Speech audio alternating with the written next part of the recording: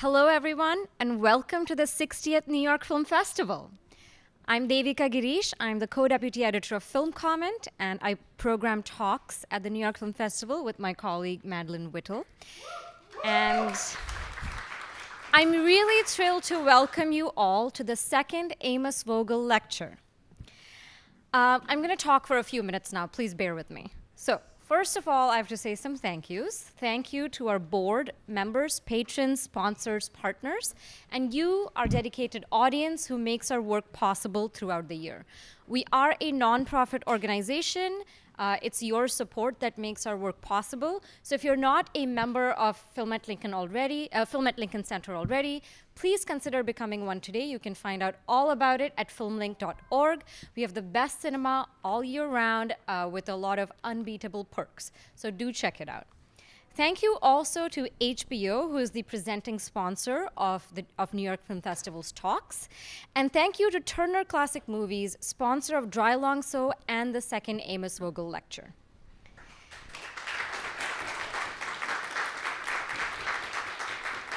Okay.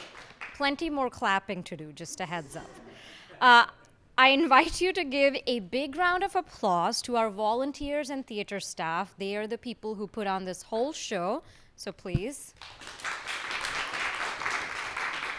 Out of courtesy to them and to each other, please keep your masks on whenever you're inside Film at Lincoln Center's venues. I have mine off right now because I'm on stage, but I will put mine on as soon as I'm off.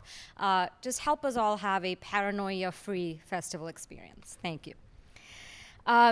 Amos Vogel, if you don't already know, was a pioneering curator, critic, and one of the founders of the New York Film Festival. You may know him as the founder of Cinema 16, which was the most influential film society in America, or as the author of Film as a Subversive Art, which is kind of a Bible for committed cinephiles. And I'll just say that there are copies available at the kiosk outside if you wish to purchase one on your way out. The film culture that flourishes in New York City today is really, truly owed to Amos Vogel and his undying commitment to all the radical possibilities of film form. Last year, we celebrated Amos Vogel's centenary at the New York Film Festival with a special retrospective, and we inaugurated the Amos Vogel Lecture as a space to continually, annually interrogate his legacy and think about what it means in the present for artists, thinkers, and curators working today. And this year, as Maddie and I were considering honorees for the second Amos Vogel Lecture, one name immediately came to mind, and that is Colleen Smith.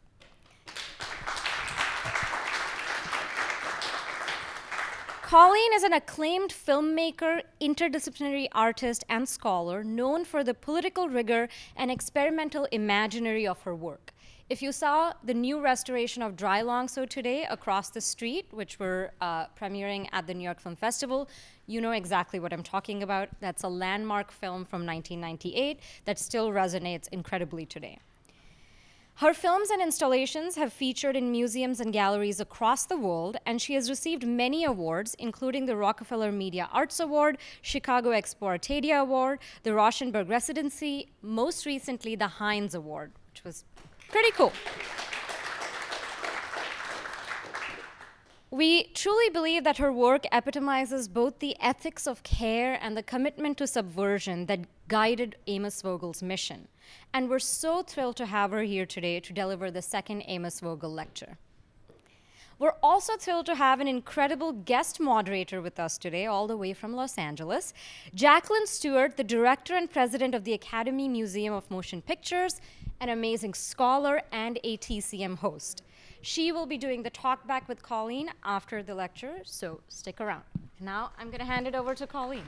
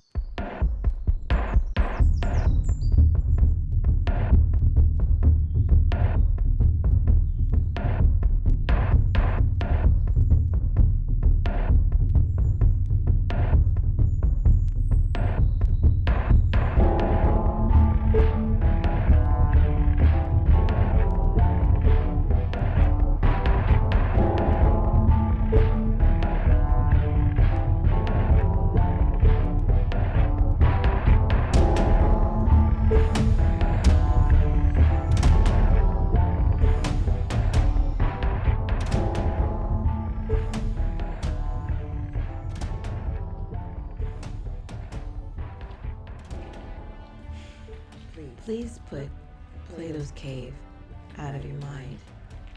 Please just sit here in the cave with me, in the dark and the cold, or the dark and the wet and the hot, or just the dry dark, and be in the cave with me. It's terrifying. Anything is possible.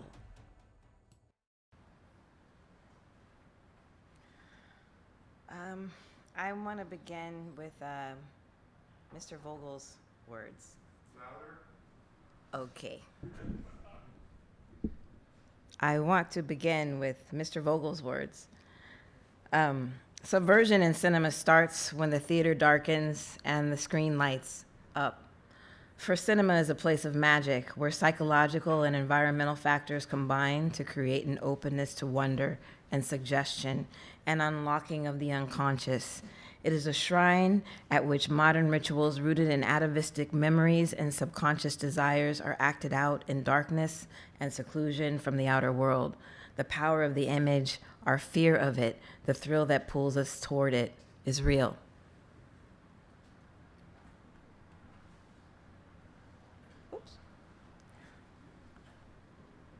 I first read those words 35 years ago.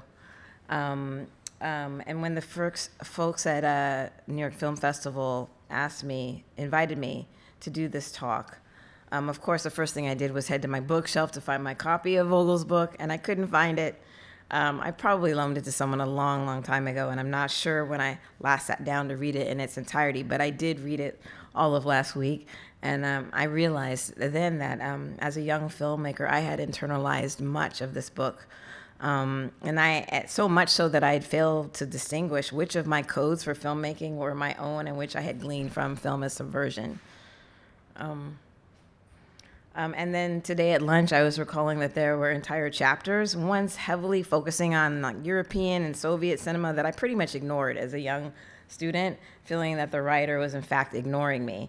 And while I do wonder about what may or may not have had the opportunity to grace the screens at Cinema 16, I do not doubt that Mr. Vogel was speaking to what he was seeing and anticipating things yet to come.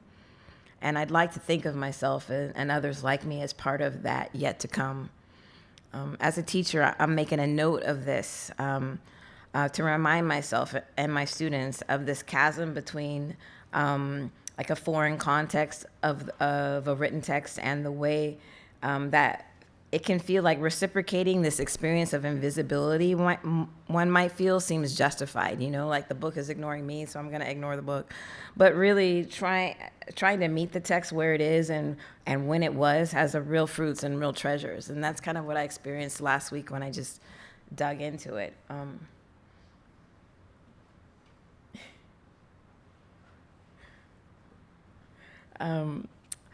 I'm going to play the part of this film, and I'm really excited about talking to Jackie. So all these clips that I am including, I'm going to cut them short, and I apologize because I just want to get to the part where we're all talking.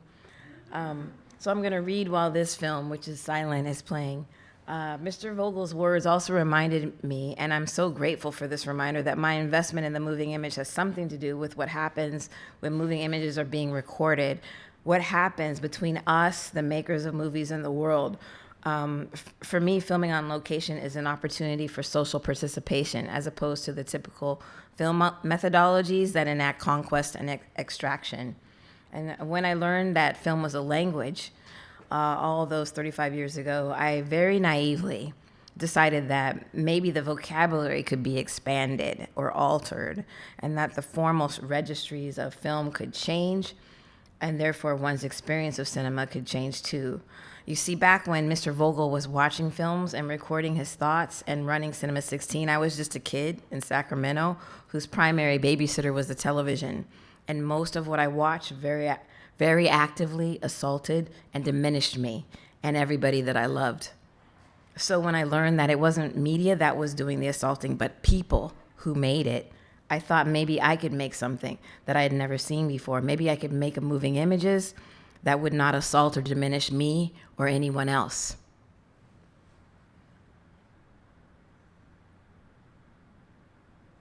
Ooh. This is just a studio shot. And I'm supposed to be, I'm really excited that I can actually see my notes. I was afraid that I couldn't, but there's going to be a moment where I'm lost, so bear with me while I pull out my notes. Mr. Vogel also says that subversive cinema could not exist without enemies. I love that. I love that. Any pessimism regarding the failure of one talent or the co-option of another is outweighed by the spectacular flow of new generational talent and fresh, hot anger. That is a quote. I was an angry young person, and I'm an angry old person. Back when Mr. Vogel's predictions felt like an invitation to me, an invitation that I received and I gratefully accepted. The image here is what's happening in my studio right now. I'm making some procession banners that are going to be used as props in a film, which is typically my way of, or reason even, to make a film. The messages on these banners vary, but cumulatively they amount to a celebration of refusal and resistance, a resistance against wanton extraction, willful ignorance, and grotesque abuse of this planet in the quest for wealth and resources. I would not call myself subversive. I don't know why that's hard for me. But based on Vogel's definition, I think I really do kind of fit the bill, and it's a good thing since I'm here talking about him with you. But I think about this idea of needing an antagonist. That's such a cinematic position to take. I've been experimenting for some time with making films, or a kind of filmmaking that attempts to use the tactics of improvisational music that's made in time together with other musicians. Methods of making moving images that make everyone present a part of what's possible, as opposed to objects manipulated in service of a single vision. Sometimes these experiments succeed, but they often fail.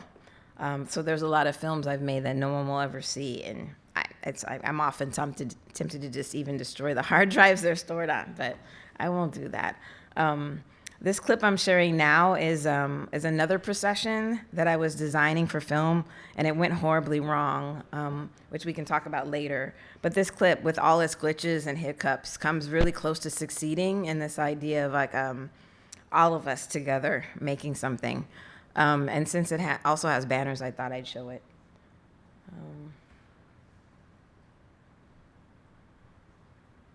I might end it early, though, so forgive me if I just cut it off. Camera's rolling. Interior take 1A.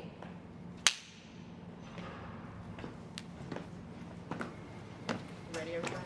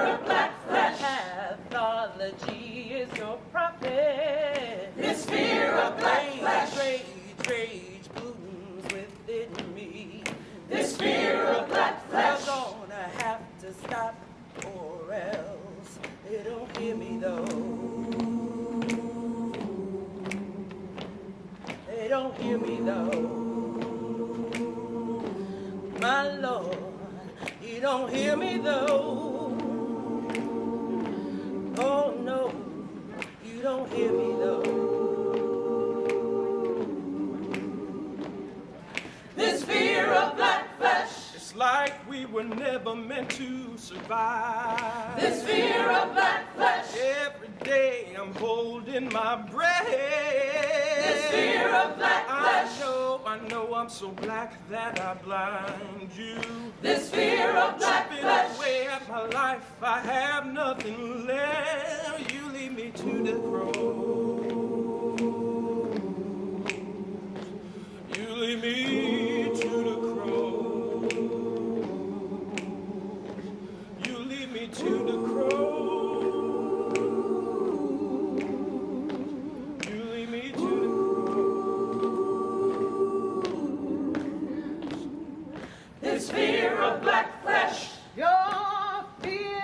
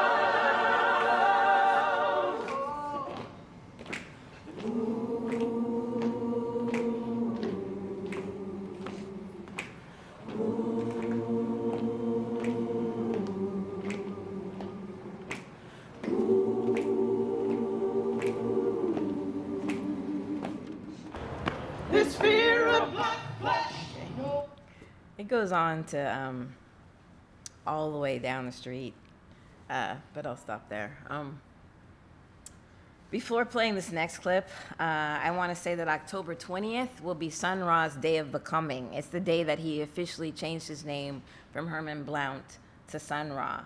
And that factoid like collided with my time reading Mr. Vogel's book, where he says, in the last analysis, every work of art, to the extent that it is original and breaks with the past instead of repeating it, is subversive. By using new form and content, it opposes the old, if only by implication, serves as an eternally dynamic force for change, and is in a permanent state of becoming. It is therefore the triumph, the irony, and the inevitable fate of the subversive creator as she succeeds immediately to supersede herself, for at the moment of victory, she is already dated. He's like, I just love his quote. They're so good. Art can never take the place of social action, and its effectiveness may indeed be seriously impaired by restrictions imposed by the power structure, but its task remains forever the same, to change consciousness. I'm just going to read that again. The task remains forever the same, to change consciousness. When this occurs, it is so momentous an achievement, even with a single human being, that it provides both justification and explanation of subversive art. And this reminds me that this is a person writing at a time when this kind of work had to be justified, that it didn't even have a place, like not even the art world, to exist comfortably, and that people like him had to make space for it. It's important to remember. Things change. This next clip is, it's really long, and I'm gonna cut it too soon, but I just wanna keep it moving.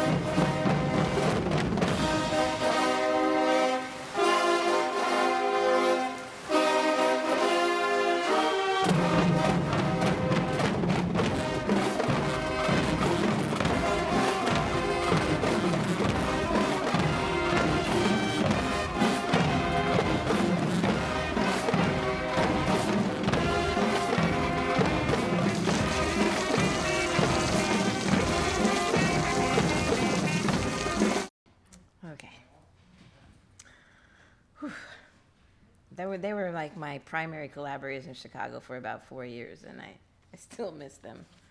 I like have dreams of them, like want to call the marching band director at the high school, hey, want to do another one? When this talk began, I asked you to come sit in a cave with me, and all I've done is drag you through these streets. And I'm sorry about that. And I think the contradiction in the way I've structured the talk has some kind of enactment of the tensions I feel surging through our world right now. What kind of response should we be having to the state of our country? More voting, more protesting, more TikTok, more tweets? I don't know. I feel exhausted by the way our political body just seems like a clown show. And I'm hopeful. And the only hopeful gestures I ever find really exist outside, on the block, in the city, on the streets, with my neighbors, with my students, my friends, my colleagues. It's the things that we make together, the conversations that we share, that make up the society that I want to contribute to. So I guess I was inviting you into the cave so that we could restore ourselves and get ready to get back in those streets. And when we get tired, there will be restoration. There will be art for us. And we can subvert these murderous social orders just by being with each other and making stuff for each other and for everyone else. That is my hope. That was my hope, maybe with this talk. And so the final quote from Vogel is quite long. I have to read the whole thing because these words are more true now than when he wrote them, and this is terrifying. And since we'll have a chance to talk more directly about the work after this, I'd like to end with this. So here we go. The artist finds herself at odds with society's unplanned and cancerous growth in the service of the profit motive and its heedless... Is this gonna play? Hang on. Sorry, I'm gonna start over. The artist finds herself at odds with society's unplanned and cancerous growth and the service of the profit motive and its heedless disregard for human values. Wherever she turns, she sees exploitation and magnificent wealth, heartrending poverty and colossal waste, the destruction of races and the growing international trend toward totalitarianism. She sees control of all communication by the few and the rise of new media that holds the technological potential of more repression. She sees the blighted cities, the polluted rivers and oceans, the unbridled exploitation of natural resources, the succession of economic crises, inflation, depressions, and the ever more destructive wars, and the rise as permanent and monstrous institutions of war economies and their intolerable burden upon society as a whole. She witnesses the phenomenon of manipulated democracy and an electorate whose voting power is increasingly denuded of meaning since real control rests elsewhere.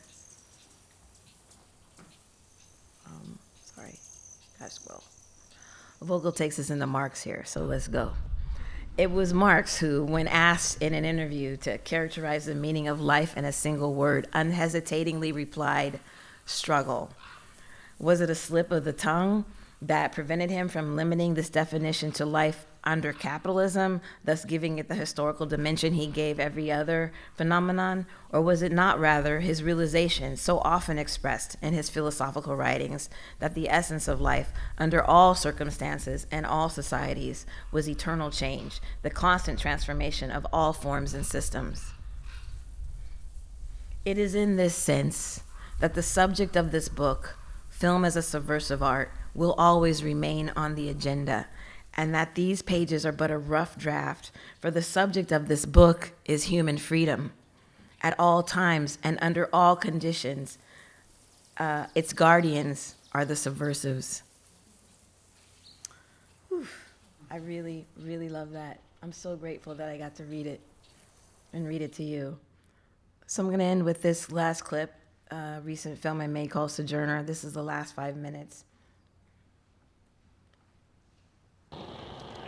Page 48. The Lord can produce sound from such non-musical entities as motors, electrical appliances, clocks, dishwashers, refrigerators, cars, airplane engines, window panes, water, trees, the wind, and from people, without their knowledge. I once listened to a great musical play on melody and rhythm during the sleep of some relatives. Their respiratory rate increased while they slept, and their out and ingoing breath became a vehicle for sound and song. 6 people sounded as if they were 100 strong. Effects of cymbals, bells, tinkling, percussion, and dialectic inflections, if the songs were of foreign origin, were clearly audible. Many of the celestial instruments can be played without the use of hands or any physical contact whatsoever. Your mind, your heart, is your only approach to them. Your thoughts open up the many avenues of sound and expression on these wonderful instruments.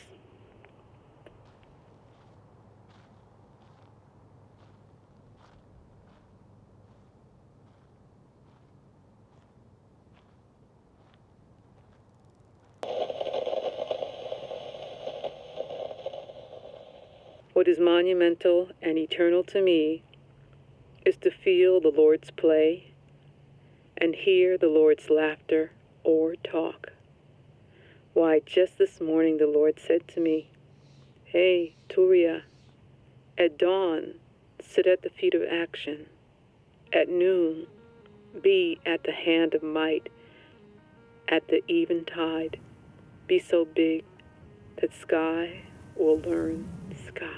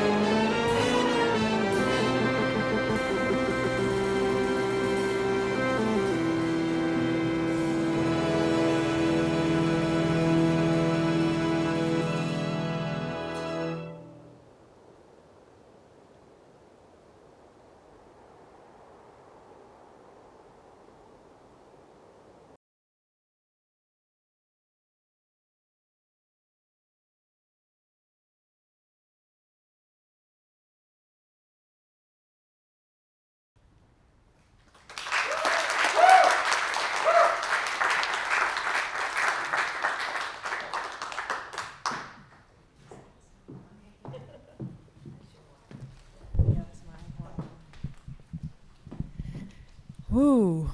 Colleen, you always blow my mind. That's all I can say. Thank you for that.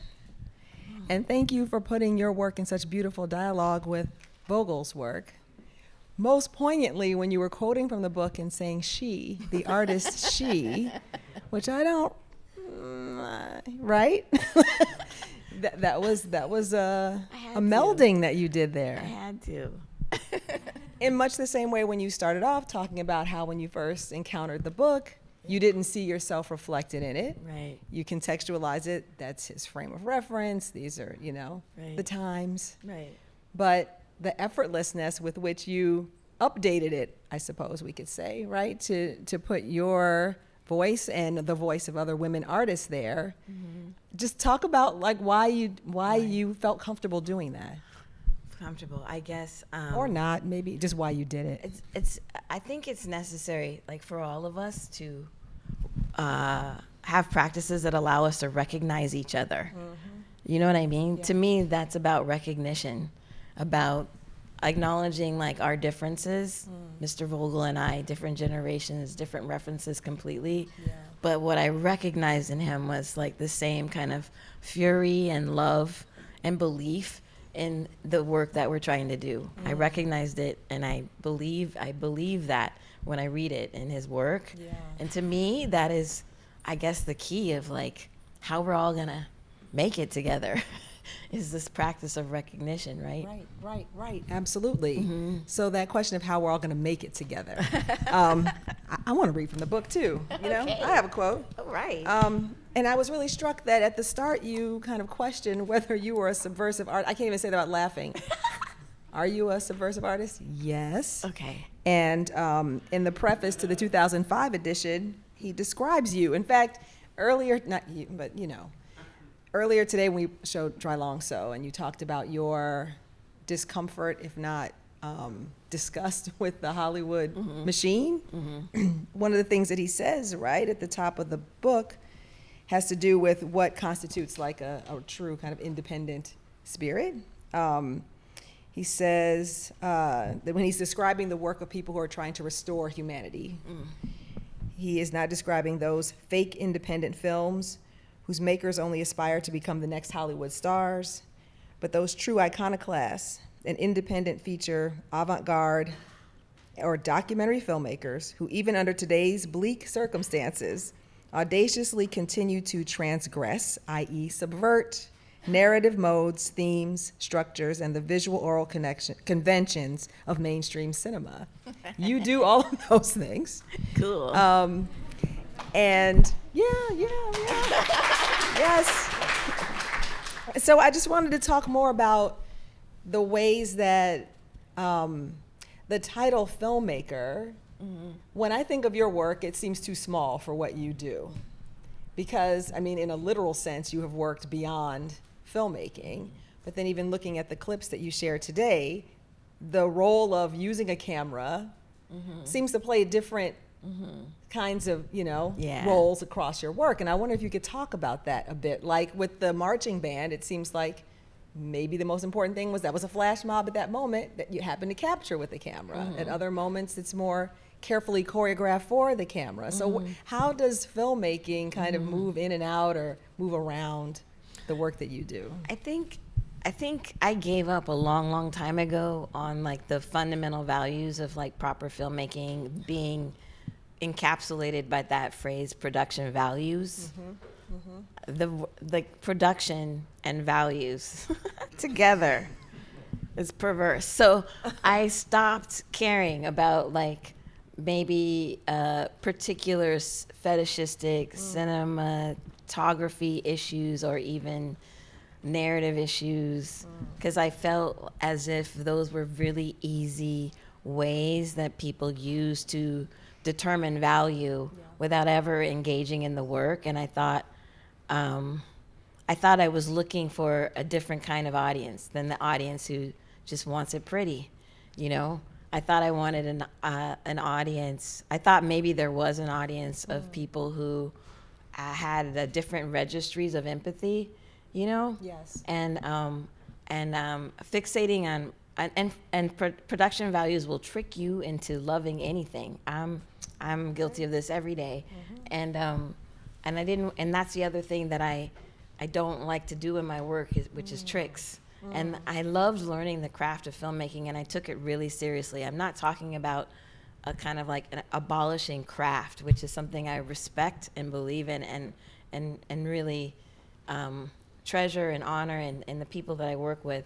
It's much more about like how it's deployed and to what ends, and what you have to do in order to get that perfect shot is often so violent, socially, environmentally, economically, that to me it's not worth it. Like, so the flash mob, I knew I was gonna film it. I knew maybe it would rain, but I did not make any contingencies for rain, because Mr. Douglas, the head of the marching band, the director, he said, it doesn't rain on Ridge South High School marching band. And I took him at his word. What I didn't understand is what he meant was that they just keep going even if it rains. Like, I didn't understand that. So there we were, and all the lenses just froze, and so everything was just out of focus and like beautiful. And so, like, you know what I mean? Yes. So that I mean, I'm dealing with like errors and austerity, and I'm accepting it, and I'm trying to edit. Like, the editing is like my real weapon, I think, because I'm trying to like shape the material that we gather in the experience of being together and filming something together. That's one thing, and then if I can, I edit it into something else. Does that make sense? Yeah, it totally makes sense. Yeah. But what you were saying before, I'm just remembering something I heard you say years ago about shooting, how when you were talking about the violence of it, because you said when you're shooting something, let's say on the street, and you do a lot of stuff in the street, you have to colonize the space. That's the term that you use. You have to tell people you can walk on this side of the street or not, right? I need you to close your store, whatever it is. And the way that you articulated it then, you recognized it as a kind of necessary evil for a certain kind of practice. And so I'm just curious about your use of that term, or if you still think about it in that way. I do. I mean, all you have to do to tell a whole neighborhood how to live for a day or so is go to the city and pay for a permit. And then anything you tell the city you're gonna do, you get to do it on that neighborhood. You get to tell them that they can't ride in the bike lane, which means they might have to take a detour that puts them in danger. You get to tell them they can't wait at that bus stop because you need to set up a highboy there. You can tell them anything as long as you have that permit. And that is, I mean, I shouldn't have to tell you what that is. Yeah. And if you live in a city like LA, you're subjected to this relentlessly. And when I was in Oakland and I was thinking, finally, I've made it, I can get permits and I can do stuff in the streets and cops won't shut me down. What I realized, though, was that the cops were the least of my worry. My real worry was actually like, are these kids gonna be safe if we block off this street for them to get to the playground or the basketball court, or are our neighbors gonna rob us at night if they're pissed because we've taken all their parking? I had bigger concerns than whether or not I could put up a highboy. You know what I mean? Right. And so I had to take a totally different tack with that film, which was to make it like a community-based project. Wow. You know? Yeah. So when you are in the process of trying to create less colonizing or even empowering experiences for the many collaborators that you have on a project, because as you're indicating, it's not even just the people that we see on screen, there are like sometimes everybody whole around, yeah. communities around. What are the kinds of things that you try to build into the process to make it, if not, less violent, then maybe even anti-violent? It really depends. Like, I just try and be as porous as I can be and adaptive. Sometimes you don't have to be porous, you don't have to be adaptive, you just have to be present. Like in Chicago, I learned that people actually just wanted to know like what fraternity or sorority you're with, or they had like other concerns. It wasn't so much, I don't know. It wasn't about economics or like things like that. It just depends on where you are, sort of like what the real stakes are. And every time I do a project, every time it's different, Yeah. What did you learn in film school that you still find to be helpful for work that you do that's kind of like extra filmic, Because there's so much performativity in all the work that you do, and the crafting of props and objects. Did you learn those things post film school, or do you feel as though the training that you got as a filmmaker fed into those kinds of practices also? all the prop making and stuff was stuff I was doing in film school, in which it was suggested that maybe I should focus on directing.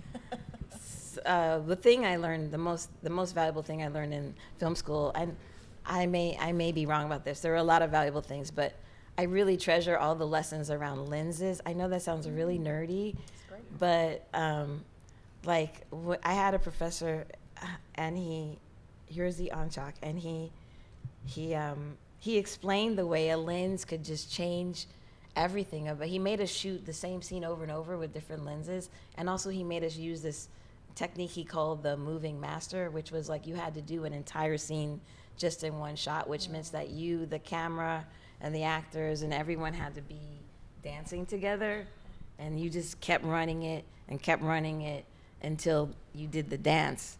And that still is like, it's just a really fun, it's a difficult way to work. It takes a lot of time, and I don't get to work that way. One, because everybody has to be really like extremely skilled, and I often can't even afford the people who can pull a focus like that. You know, like people who can pull a focus blindfolded. That's kind of what you need when you're doing moving master. So I don't often get to do that kind of work, but it was like one of the things.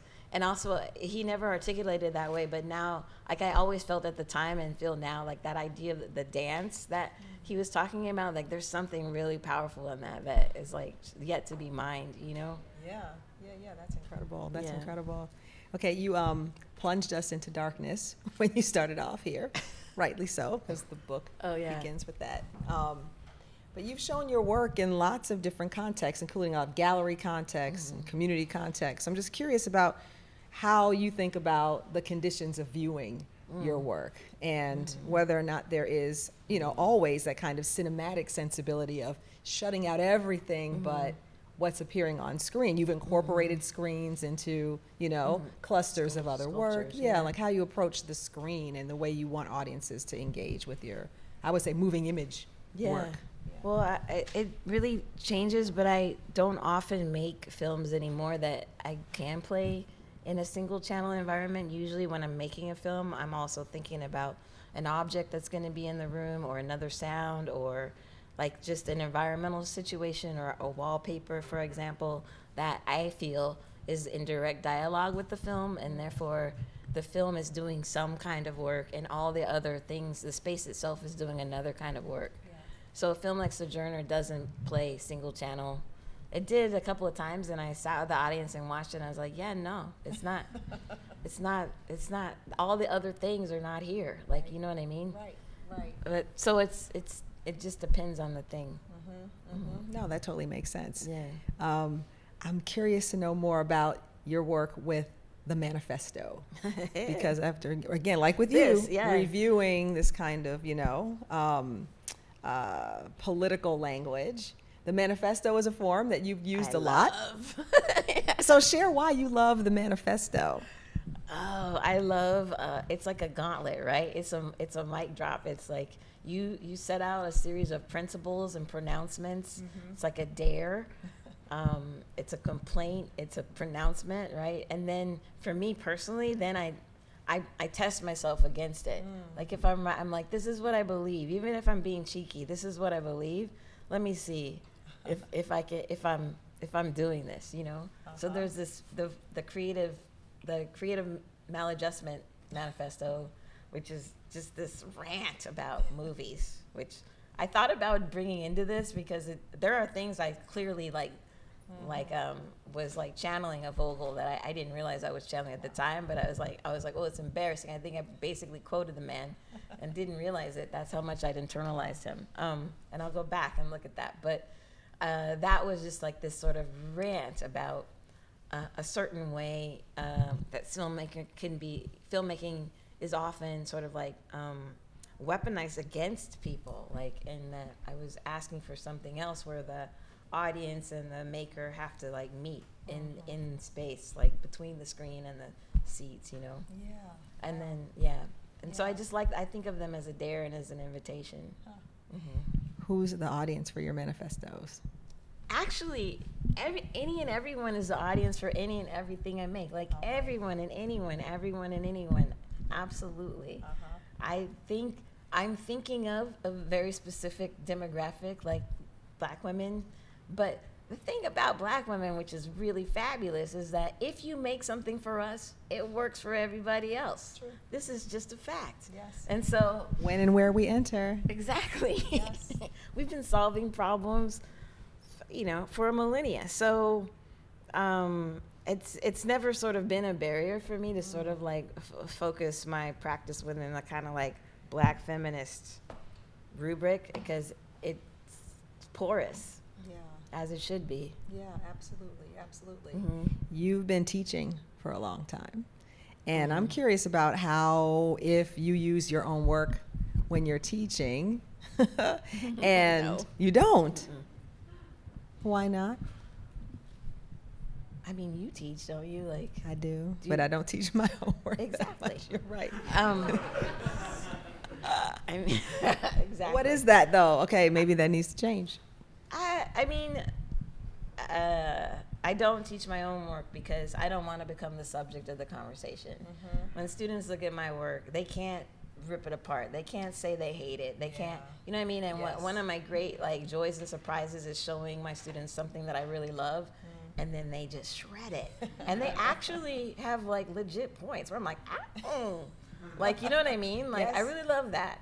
And I love, and I like stand up for the work, you know what I mean? I do my part. But I really love like that they have the freedom to like invoke their criticality, which is what we're here for, right? You can't do that if I'm in the room with the film. You know what I mean? It's impossible. So it's just a waste of time and a weird way to show it. No, that's really, really interesting. And what you're saying too is reminding me of what Vogel does before the beginning of his book, when he talks about the fact that still images can't capture the moving image, that words can't capture cinema. Right. And it, just sort of portends a lot of things that we are still trying to figure out in terms of how to write about cinema, maybe in cinematic forms, in the Right. form of like a cine essay or whatever it might be. Right. So it makes sense on another level in the way that you might think that your work, well, maybe that's not what I would want to teach my students, because they have to develop their own appropriate language for what it is Exactly. that they do as artists. Yeah. Yeah. I also want to ask you one more thing before Okay. we take some audience questions, and that has to do with the concept of revolutionary work. And I know this is the topic of a project that you worked on for many years with our dear late colleague Robert Byrd. Yeah. And there's so many ways that in content and in form your work has been revolutionary. Maybe from that project or other projects you worked on, who are some of the other models that you would point to in terms of looking at filmmakers that you consider to have been radical and revolutionary in their practice? Well, I mean, I went to UCLA because of the LA Rebellion filmmakers. And I do believe, and I think the work that you did to, restore and resurrect that work has proven that that work is game changing. It changed the film industry, and it produced just some very tiny arteries and pathways that produced films that did just completely knock me off my chair, like Daughters of the Dust. And all the shorts that Julie Dash made, and the fact that it was a cluster of very diverse visions and voices, that their films do not agree, and that they argue with each other within their films, and they're doing all of that together. They're always crewing for each other, except for, I think, was it Hailey? Hailey never crewed for anybody else? Was it Hailey? Out on his own. Yeah. Hailey was like, he got everybody, but he didn't. Yeah, bless his heart. That's cool. But they all crewed for each other, and they all like showed up for each other, even while not agreeing with each other. And I just think, as a model for a kind of like social practice in film, they are so important. I was looking at communism and the Bolsheviks and everything, because I mean, that really happened. That really happened, and that's amazing. And it's scary though, because it was a really violent process. But like, I was like just looking for instances where people really, from the ground up, they change things. Yep. It can be done. It has been done, and it can be done. Yeah. Thank you, Colleen. So, questions? Yes.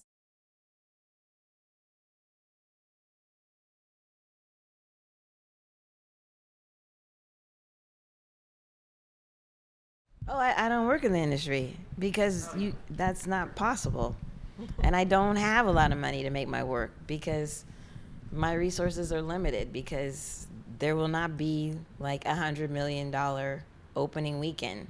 And if there was, there would be something wrong with my work.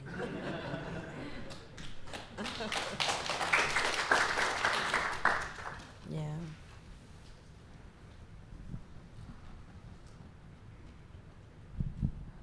Any other? Ah, yes.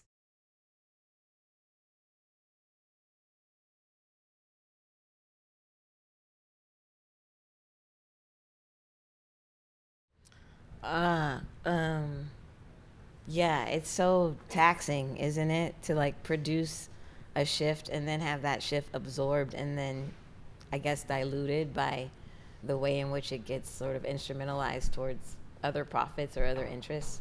It's very frustrating, and it happens. And dealing with institutions, one way I can protect myself is to be very, very involved in the conversation of how the work is shown, but I can't. I'm fortunate now that I'm so busy that I actually can't do that all the time, and often work goes out and then I get like a catalog back 6 months later and someone has written something about my work and they've done exactly what you described, where they've used the work as a totemic like object to sort of protect themselves from some kind of critical discourse, like just to prove that representation is happening. And it's clear that that's what's happening because of the complete lack of understanding or even actually deep look at the work. That hasn't occurred. They're like, Colleen Smith is a black artist and she made black art. And that's like what they say about it. You know what I mean?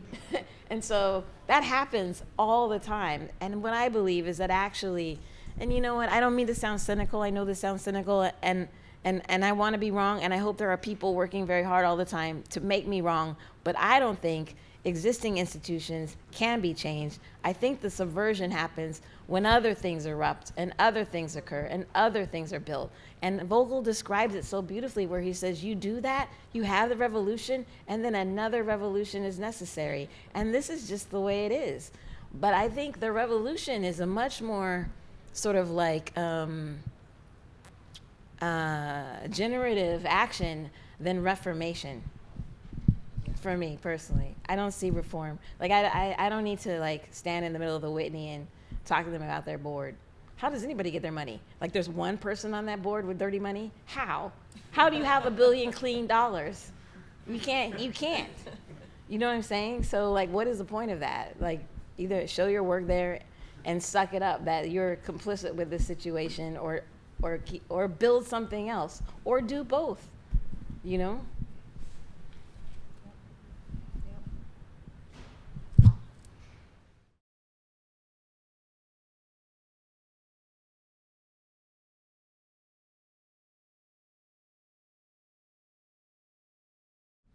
I mean, I think that is occurring even while repression is occurring.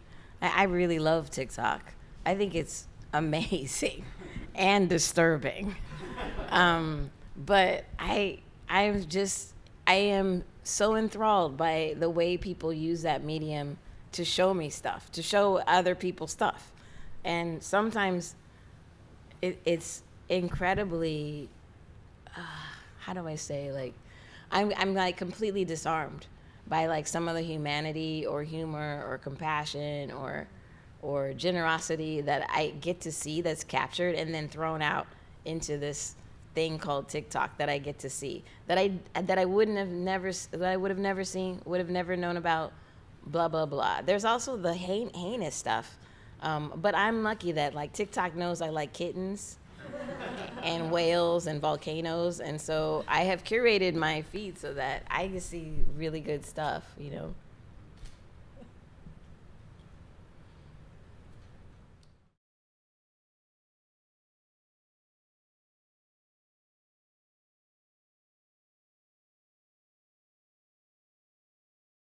Yeah. There are really different valences in terms of how work is valued, right? So there could be a work that really, really soars in the art world, but is incomprehensible in the film world because of our investments in just basic craft stuff like, can I get past the performance, or do I know where I am, or just, simple craft issues. Like, so that doesn't necessarily have to happen in conceptual art, because there is another frame that can support the work. I would say that the thing that I don't miss about working in the film industry is people wasting my time. And that doesn't happen nearly as much in the art world, because when people ask to meet with me, it's because they are interested in what I do. I'm not just something they have to check off to tell whoever it is above them that they've met with me, know me, and I'm a quantity they don't have to worry about missing. I am able to have conversations with people about ideas, as opposed to sitting in rooms where I'm waiting for someone just to process the fact that I'm interested in Black people. I like Black people. I like the things Black people do, and I want to make movies about them because I think it's interesting. And I have to wait for this executive who, I don't know, I never could figure out like how they got that job where they had the checkbook, but like I had to wait for them to just process this basic idea and then explain to me why like I didn't know what I was talking about my own life. I don't miss that. I really feel for young filmmakers and these pitch meetings, these screenwriting meetings, writers who write a script, they know how to write the script, and then they give it to the producer, and the producer tells them, oh, what I'm really going for is something like whatever is the hit in the, you know what I mean? And you're like, but you told me you wanted this story. And then you're like, no, make it this. So then they take apart your script, they pay you to do it, and you give them something that will never be made. Why? Because it sucks. Why? Because they were wrong and the writer was right. I don't miss any of that. That doesn't happen in the art world because I get to make what I want to make, and people show it or they don't, but I make it. You know what I mean? And that is why I just feel so much more empowered and free and happy. I get angry just talking about film industry. You can tell, right? I'm just surly. Like I just really I literally don't really think I have any memories or experiences of the film industry that were pleasurable. I don't think I do. I feel like every conversation I was like, this is appalling. This person I'm talking to is an idiot. Why am I in this room? Why do they have so much power and money? Why am I so broke? Like, why don't I have a job? Why does this idiot have a job? Like, that's all I thought every day. So, like, I don't, you know what I mean? And I'm sure a lot of artists feel that way, too. I'm sure there's a lot of artists in art galleries who are like, why am I looking at this stupid film? What is this ugly wallpaper? Why is it my work? You know what I mean? But it just works for me. Like. But to piggyback on that, though, are there aspects of the production process that you're trying to retain, especially the collaboration factor? I guess I was thinking that when you shared the footage of rehearsing before the processional. Yeah. Outside of the Whitney, right? Like, Yeah. There must be some aspects. We were talking about Drylongso earlier of being, in collaboration. What role does collaboration play in your work now? I mean, I love a beautiful film crew. I love the kind of film crews where everybody knows what they need to do and how to help other people do what they do well. Yeah. It takes a while to assemble a group of people like that, but when it's working, it's a beautiful thing. I'll leave it there, or I'll get surly again. No, don't go to the other side of it. Any other questions?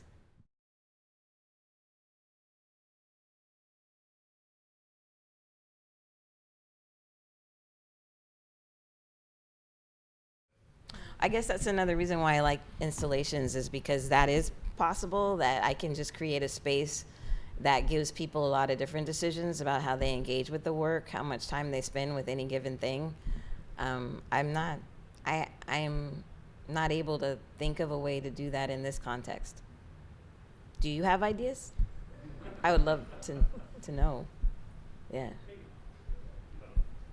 We could all get up and like maybe do some yoga together.